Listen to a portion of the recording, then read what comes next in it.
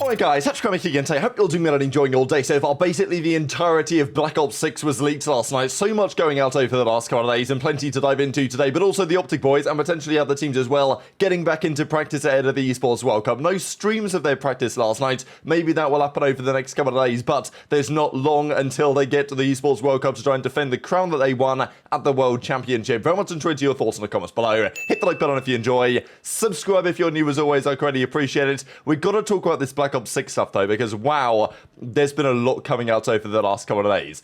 Just to mention exactly how this happened real quick, because not gonna lie, it's kind of embarrassing for Activision that the entire game is basically out there. Seems that the build that's been leaked is basically the beta build, which is due out in I think a few weeks time. The beta's going to be happening, but it seems to be that the game was uploaded to the PSN database, and that I imagine was a rather big error because it's allowed some people to just go on there, access it and play it on PlayStation 4. So I don't know if, like, you know, jailbroken, if that's even still a thing or whatever. Anyway, people have been able to get on the game. The servers seem to be kind of live, and people were literally like live streaming the gameplay to kick.com for a good hour, I don't know, before they then got taken down. Now, unfortunately, everything's been taken down. You can find it on the Reddit and stuff, but you know, basically the game looks pretty damn polished. I'm pretty impressed for a beta build. There was just a couple of things that I wanted to mention really in terms of the movement on the game, because the Omni movement is here, it's real, you can dive backwards among other things. One of the craziest things that was talked about though was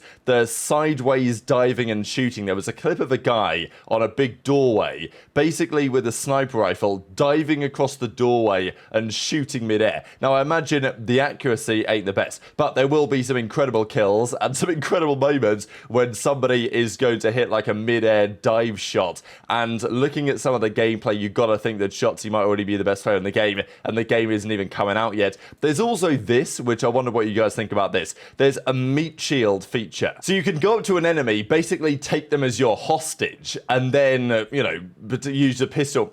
So you can go up to an enemy, potentially take them as your hostage, and then use like a pistol basically to try and kill the bad guys from there. Now, this is a very interesting question as to whether this will be allowed in competitive play, because, you know, imagine you find yourself in a 1 versus 2, you sneak up on some guy, you take him as effectively a hostage, and then, you know, he's got a tough time shooting you because he's looking at his teammate. So that would be kind of incredible. I think the pros, what will likely happen is they will GA this in a heartbeat. But who knows what you can turn off, what you can turn on, because the rumor is about the Omni movement that, at least initially, there was a rumor that you could turn it off. Then the Trek developers have said, no, Omni movement is part of the game. There's no on-off switch. It is just part of the game. Now, is the meat shield feature just part of the game, or is it an on-off switch? It's probably an on-off switch, to be honest. Like, I think the pros probably will be able to GA this, but I don't know. Will they be able to? Will they be allowed to? These are some of the other questions right now.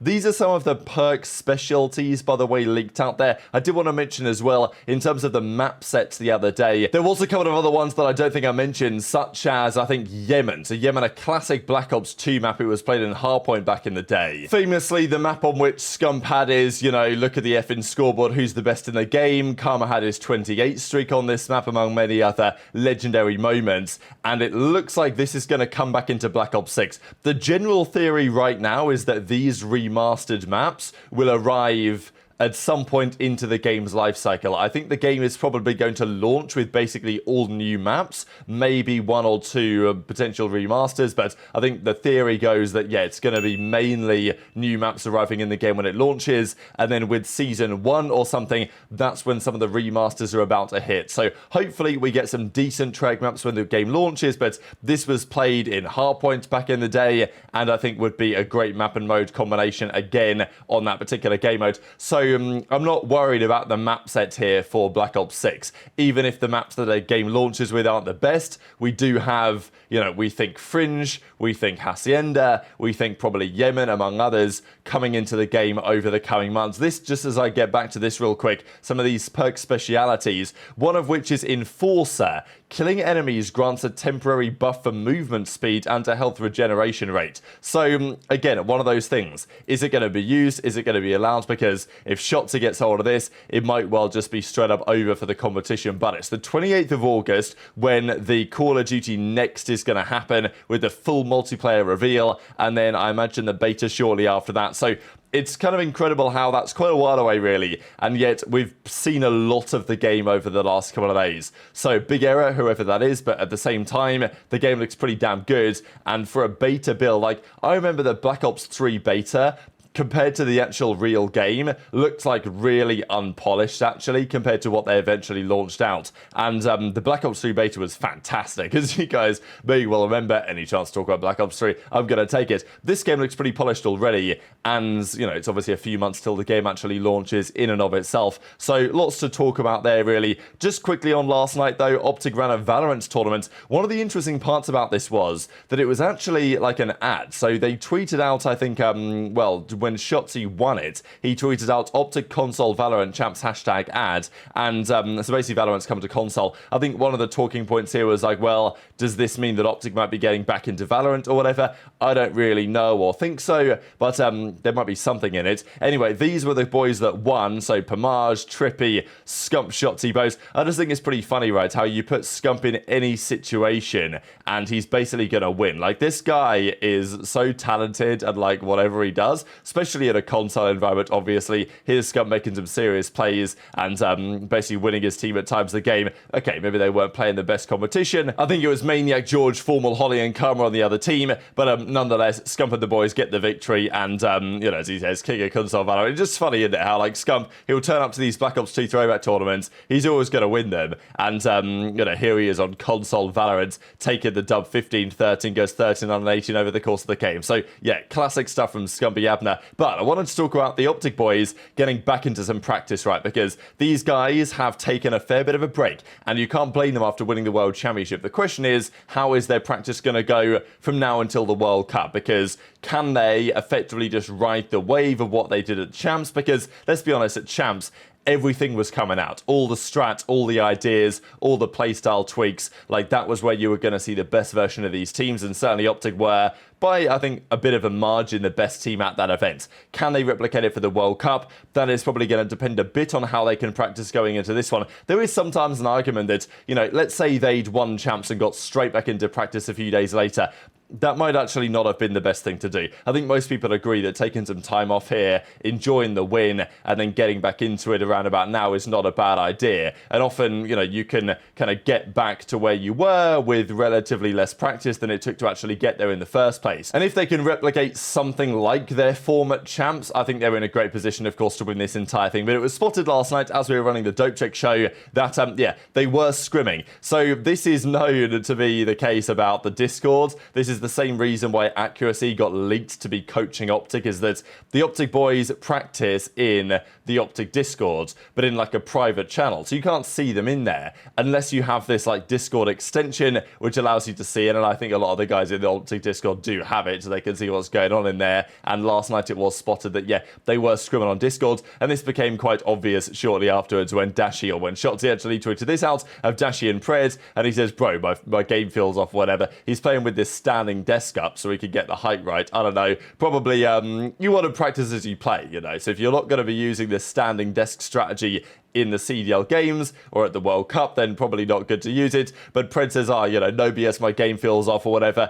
Probably they've not picked up a controller in a couple of weeks, so I'm not surprised the game feels a bit off. But they've got a few days to get things going. I just thought it was interesting, right, that Kenny said the other day, and we talked about it obviously again yesterday, about streaming this practice, and clearly they're getting back into it. Difficult to say who they practiced against, because frankly I don't know what the situation is with Toronto, with New York, with FaZe, with their practice, and obviously OpTic don't want to play the teams in their group ideally, so they're not going to play, if they can avoid it, Vegas, Ravens, the two teams, the two pro teams at least, in their group. So they're going to want to play some other team, and you know, here they are getting the practice on. Now, will they actually turn the streams on for this? As I said yesterday, if they didn't turn them on yesterday, I didn't expect them to turn them on at all. But maybe there's something more to it than that, just because okay, they went on yesterday, but it was their first day of practice. So they might have thought, all right, let's just play today, get a bit of warm-up in, because if they turn the streams on day one and they get slammed around because it's literally their first day back, then, you know, it's not good for anyone, right? The streams are going to go off forever. So maybe if their streams yesterday or their scrims yesterday went reasonably well, today Kenny might turn on the stream for a little bit.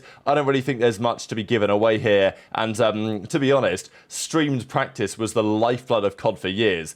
To me, it was the only thing that kept the Black Ops 3 season and year interesting, because unfortunately, as good as Black Ops 3 was, the CWL that year was just coming around. There weren't that many events at all, but OpTic streaming their scrims every night, that was what people were watching, and that kept people interested when the events came around. And I think it's, you know, obviously it's a luxury that we had when people were streaming practice regularly. It's not something that you can expect to continue forever, but it's always nice when it does happen on occasion. So maybe the OpTic boys will get involved in that. Maybe they won't, but regardless, they've only got a few days here because they probably fly out to Riyadh, I would say, on either this coming Sunday or maybe the Monday after, because it's a 24-hour travel day, pretty much, plus the 8-hour time difference from Dallas. So, you know, you're losing well over a day. You've got to fly Monday at the very latest if you want to get there as a player, because there's probably going to be media day Wednesday. So maybe you want to fly Sunday. So it gives them 4 or 5 days of practice basically going into this event.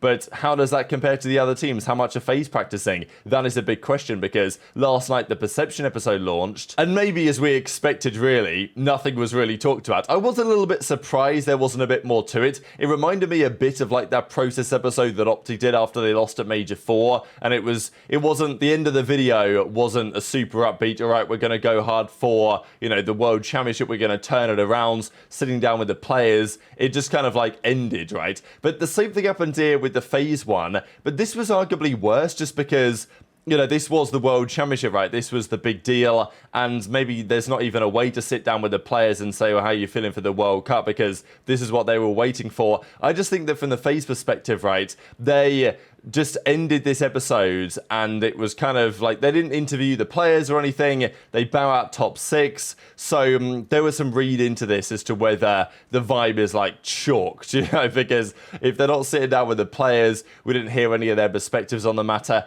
I don't know, it definitely implied to me and to others that maybe there is something going on there at FaZe behind the scenes. And have they started practice? Like, are they even going to bother practicing? Is the team short for the World Cup? I don't think so, but I don't know the answers to these questions right now. Before we close out the video, these are your 8 and 7 best players of all time according to Ronnie. Now, look, I don't know what you guys think about this. We talked about the whole Kenny versus aBeZy thing yesterday. I think you can definitely justify Kenny being over aBeZy. Sure, is aBeZy like more talented in some respects, maybe, but I think Kenny, the fact that he's won so many on so many different teams, also the fact that he's run like every single role, like Kenny's been a sub, he's been a flex, he's been a main AR even on Cold War, like he's done everything. I think Kenny deserves his flowers here. The question was, how high was Kenny gonna be? Kenny gets number 8, and then aBeZy actually gets number 7 here, which is, you know, aBeZy is always on the verge of that kind of top 5, probably always just outside of the top 5 in the traditional list, and now with the likes of Simp and Kenny and these guys coming into play, 7th is probably about right, I would say, for aBeZy right now. But of course, this means that Simp is going to be, you know, 6th or potentially better than that, which I think is definitely justifiable. But you can also look at it another way. You look at Paddy P and you say, well, you know, 20 tournament wins, Simp doesn't have that many. Obviously, aBeZy has 2 championship rings as well, Simp has 2 as well. So, you know, you can debate this. It's just,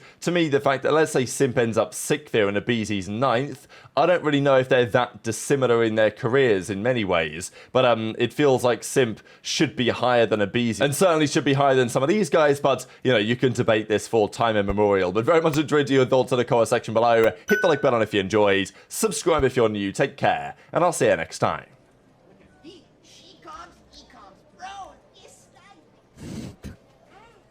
This app is actually code.